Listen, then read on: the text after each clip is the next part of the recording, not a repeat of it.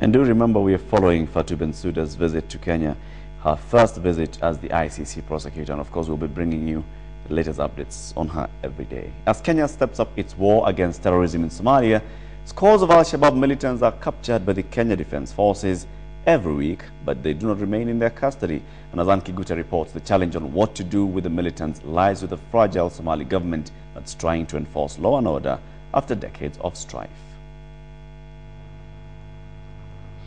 As the Kenyan troops under the banner of AMISOM continue pacifying Somalia, securing gains that have been made by allied armies, the Somali government is working on ensuring not just security, but justice too prevails.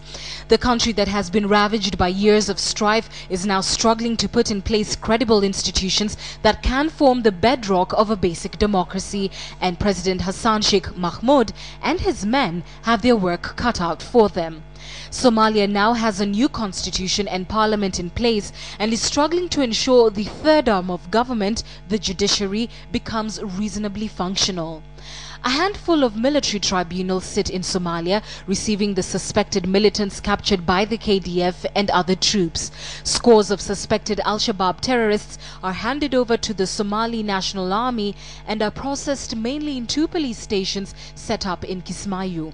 The recently captured Al-Shabaab women's leader Mariana Issa Mohammed, who was identified by residents of Kismayu on Sunday as a leader in the terror network, is one of those expected to follow this process.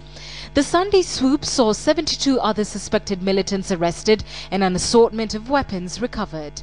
Hundreds of people have been sentenced by the courts, with sentences ranging from 15 years imprisonment for suspected Al-Shabaab members to death by firing squad. The military tribunal judges have warned TFG officials against releasing suspected Al-Shabaab fighters before they are taken to court.